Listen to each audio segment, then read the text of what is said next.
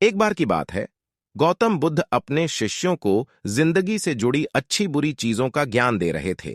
सभी शिष्य उनकी बातों को बहुत ध्यान से सुन रहे थे। उन सभी में एक शिष्य ऐसा था जिसे प्रश्न पूछने की बहुत आदत थी। वो उठकर गौतम बुद्ध के पास गया और उनसे बोला, आप हमें जिंदगी के बारे में जो कुछ सिखा रहे हैं उस सब का क्या फायदा?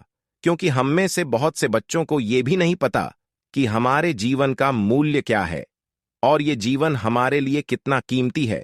पहले आप हमें ये बताइए कि इस जीवन का मूल्य क्या है। अपने शिष्य की बात सुनकर गौतम बुद्ध अपने कक्ष में गए और एक चमकता हुआ पत्थर का टुकड़ा लेकर आए। वो टुकड़ा उन्होंने अपने शिष्य को दिया और बोले, मैं तुम्हें इस जीवन का मूल्य तब बताऊंगा जब तुम इस पत्थर का सही मूल्य पता लगाकर आओगे। साथ ही ये ध्यान रखना कि तुम्हें ये पत्थर का टुकड़ा किसी को बेचना नहीं है। गौतम बुद्ध की बात मानकर वो शिष्य बाजार की तरफ चला गया। बाजार में सबसे पहले उसकी नजर एक फल बेचने वाले पर पड़ी और उसने वो पत्थर उस फल वाले को दिखाया और बोला, इस पत्थर के बदले आप मुझे कितने फल दे सकते हो?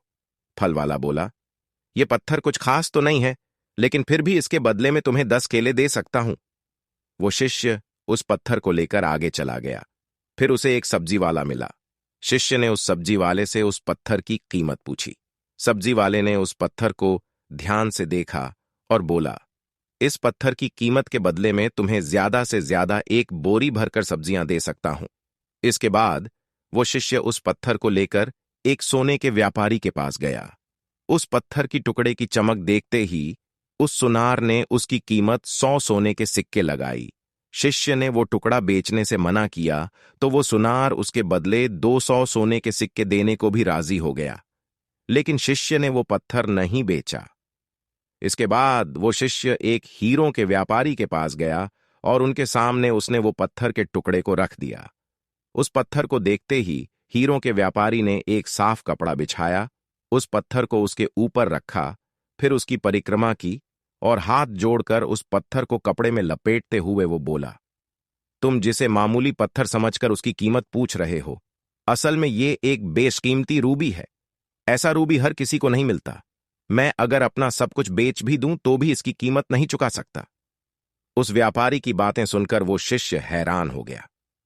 वो दौड़ा दौड़ा सीधा बुद्ध के पास आया और उन्हें उसने जो कुछ भी बाजार में हुआ वो सब बताया। उसकी अचरज भरी बातें सुनकर गौतम बुद्ध बोले, तुम्हारे सवाल का जवाब इस रूबी की कीमत में ही छिपा है। हमारा जीवन भी एक रूबी है। रूबी की तरह ये भी बेशकीमती है, लेकिन हम इस बात को हमेशा नजरअंदाज करते हैं।